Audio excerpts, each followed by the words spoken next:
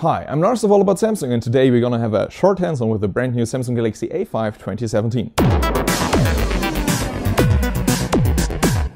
I got lots of requests on the last video I did, but it was just in German, so I decided to do an English one as well. And the Galaxy A5 2017, what's about? Well, if you think back of late 2014 with the first generation of the Galaxy A series, Samsung introduced some mid-range flagship with kind of a premium design and materials. And actually some specs which actually worth to pay for. The next generation of the Galaxy A5 and A3 2016 adopted the same design as found on the Galaxy S6. And so everybody was waiting now for the next generation. Here it is, and it packs some really interesting features. Check it out. So let's have a closer look on the Galaxy A5 2017. On the front you have actually a 5.2-inch Full HD AMOLED display. Actually, it's more or less the same as found on the Galaxy A5 2016, even though I think it's a little bit brighter. I need to turn it a little bit down just to film it, because when I switch the brightness full up, you can actually see this is way too bright for the camera right now. So I'm gonna switch it down a little bit so we can see everything, and we just have a quick look on the design of the device. And when I turn it around, you can see Samsung is using now a feature found on the Galaxy S7 or maybe Galaxy Note 5, you may already know. Because now Samsung is actually using rounded edges on the glass of the backside of the Galaxy A5 and A3 2017. This is quite a nice feature. And Samsung is using beneath the 3D glass some 2.5D glass on the upper and lower edges as well. So it's a little bit rounded and it really feels comfortable in your hand. On the backside you can see another feature, because now the camera is almost the same level as the rest of the backside. So now it's not a big camera bump anymore. I really didn't like this feature on the Galaxy A5 2016, and it's almost the same design, at least in terms of camera, as found on the Galaxy S7 Edge. Because on the Galaxy S7 Edge we had quite a bigger camera, but it was even though on the same level as the backside, and this is the same on the Galaxy A5 2017.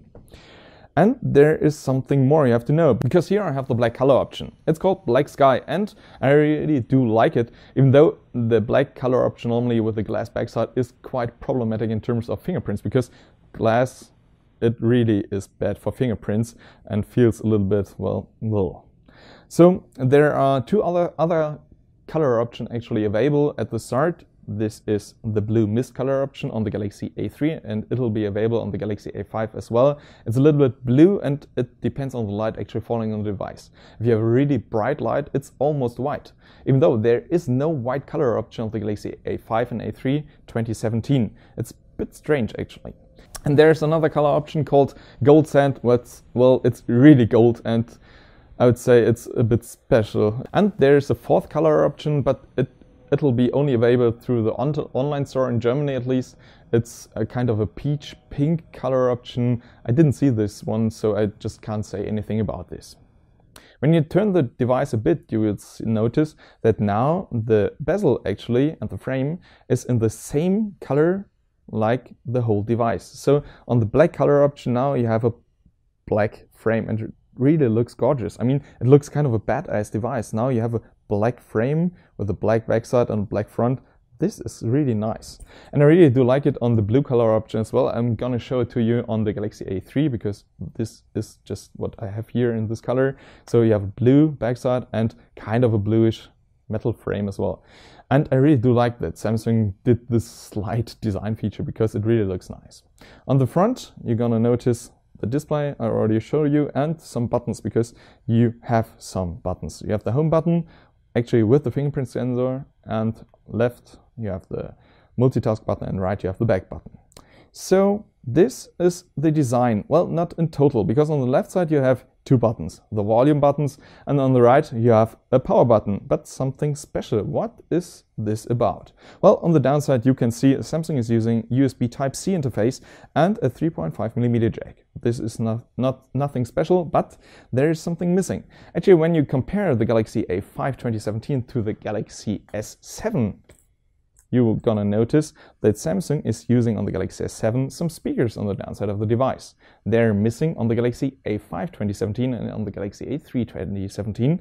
And when you turn the device around, you're gonna see that the speaker is now on the right side of the device. It's just slightly above the power button, and this is kind of a strange decision, because just have it on one side, so it's not a stereo speaker. You don't have a speaker on the left side. And at first I was like, okay, this is strange, but actually when you think about it, it might be a good idea, because normally you're just holding the device like this, so you're blocking any speaker down here, or you're holding the device like this for gaming or something, and then you're blocking the speaker down here.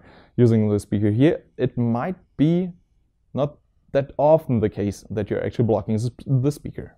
A feature actually missing is the notification LED. When you're going into the settings, you're gonna notice that there is no option actually to do notifications on for LED, even though it's not available in the display option as well. So there is no LED charging light or notification light up there. And some people would say this is a flaw, but for me, actually, I'm fine with this, because when I switch the display off, you're gonna see Samsung is now using the same always-on display they used on the Galaxy S7 before, and I really do like the feature. Under the hood, you have a 3000 mAh battery, so it's quite a big battery, and it should totally be fine with the always-on display, and so you can see the notifications even though you don't have a notification LED. Another thing to see actually is Samsung is using Android 6.0 on the Galaxy A5 2017, and this is kind of a shame, because in 2017 using Android 6.0, this shouldn't be the case. Actually, when you're going to the software info, you're gonna see this is Android Marshmallow, and this is quite an old Android version. Samsung should totally use Android 7.0 Nougat on the Galaxy A5 and A3 2017. Another thing to see, at least, is actually the user interface, because Samsung is now using the Grace UI they introduced with the Galaxy Note 7. The Note 7 died, but the Grace UI didn't. So when you're checking into the settings, you're gonna see they're pretty bright and, well, they're pretty easy to use. And when you're checking out the notification bar, you're gonna see Samsung is using the Grace UI here as well. So you have the blue light filter, you have the secure filter, so you have some really nice design features in this interface. I do like this, at least. I don't like the Android 6.0. Under the hood of the Galaxy A5 2017, you have actually some mid-range tier specifications. So when you check it out, it's an ARM Cortex-A53 clocked at 1.9 GHz. This is the Exynos 7880. It's an octa-core CPU. I would say this is totally fine for a mid-range device. You have 3 GB of RAM. This is quite nice for a mid-range device, and you have 32 GB of storage.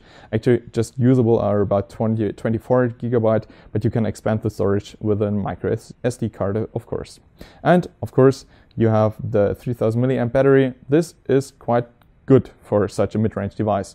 It's just 7.9 mm thin, and using a 3000 mAh battery, this is quite nice. A thing quite new on the Galaxy A series in this quality is actually the camera, because Samsung improved the camera a lot. On the backside, you have a 16 megapixel shooter with an aperture of f1.9, so it's quite a good camera, even though you don't have an optical image stabilization. This one is missing. The Galaxy A5 2016 had an optical image stabilization. The Galaxy A5 2017 doesn't feature an optical image stabilization. And on the front, the camera, when you're gonna check it out and you see the settings, you're gonna see the camera on the backside, 16 megapixel and full HD video, and the camera on the front has the same resolution as the camera on the back, 16 megapixel.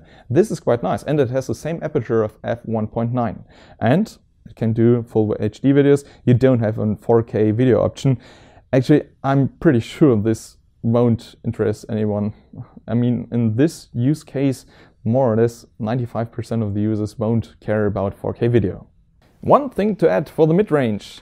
Well, you have some nice materials, and another feature Samsung adopted from their flagship devices, because on the Galaxy S7 and S7 Edge, Samsung used an IP68 certification, so it's waterproof. And on the Galaxy A5 and A3 2017, Samsung is using the same. It's IP68 certified, so you can drop it into the water 1.5 meter deep for 30 minutes and it should survive, at least if it's just normal water and not salt water or anything like this. This is quite nice to see that Samsung is actually using IP68 in their mid-range class. So this was our hands-on of the brand new Samsung Galaxy A5 2017. I think what Samsung doing here is quite nice, because adopting the edged glass backside is really nice. It makes the A5 2017 fits comfortably in your hand. It's really nice in your hand. The cameras are good. I would say they're pretty good for the mid-range actually, and that Samsung is using now an IP68 in a mid-range device is also quite nice to see. And the always-on display is a nice feature. Actually, I'm not a big fan of it, but the battery of 3000 milliamp is quite big, and so you can use some notifications on the display. You don't need a notification LED. So I think the little flaw of the missing notification LED is okay because you have the always-on display. So this was our hands-on. If there are any questions regarding the Galaxy A5 2017, just let me know below in the comments. I'm Lars of All About Samsung. See you next time. Bye.